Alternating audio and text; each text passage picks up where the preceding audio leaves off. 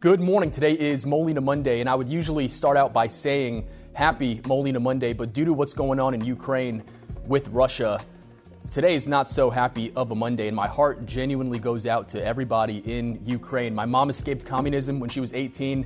My grandpa and my two aunts also escaped communism. That's why I'm able to live in this beautiful, free country.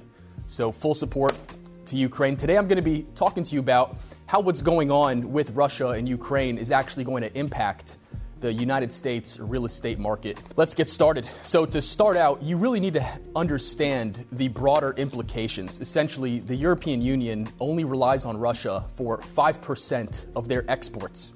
So they don't really rely on Russia to send their products to.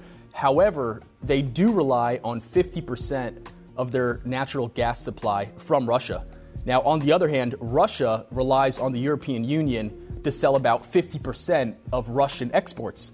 So Russia and Europe have a very, very close correlation in regard to their necessity for each other. So unfortunately, regardless of what the result is, this is going to have massive, massive impacts on the overall global economy, short-term and long-term. In regard to the United States real estate market, what you have to understand is that during large-scale disruptions, investors tend to flee from the stock market to safer options like U.S. Treasuries, bonds, and mortgage-backed securities. All right, so this historically puts downward pressure on mortgage rates. Now, this will make it harder for the rapid increase in mortgage rates to continue, but that will be very short term, all right, because the overall implications of Russia versus Ukraine essentially only furthers the fuel on the fire of this inflation that we have been experiencing essentially since COVID broke out. Now, what does that really mean? That has two big implications on the United States real estate market. Number one, it puts more pressure on supply chain disruptions, which makes it harder for new inventory to hit the market.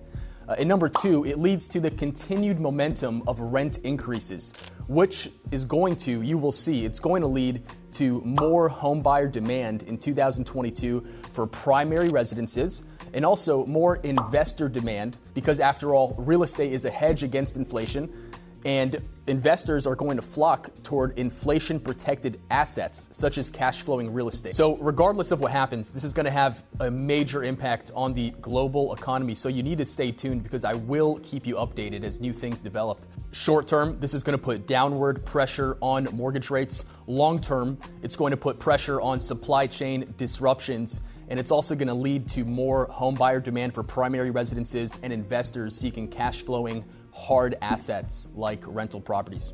If you know anybody that needs to get pre-approved, give me a call, 561-801-0260. And if there was any silver lining out of the tragedy of what has been happening, I believe that no matter what side you are on politically, I think this is perhaps the one topic that most people in the United States, which has been very divided lately, have been very unified on, because we understand that we need to preserve the fruits of freedom and democracy across the entire world. Anyways, that's my 2 cents. Go out there, make it a great week. Molina out.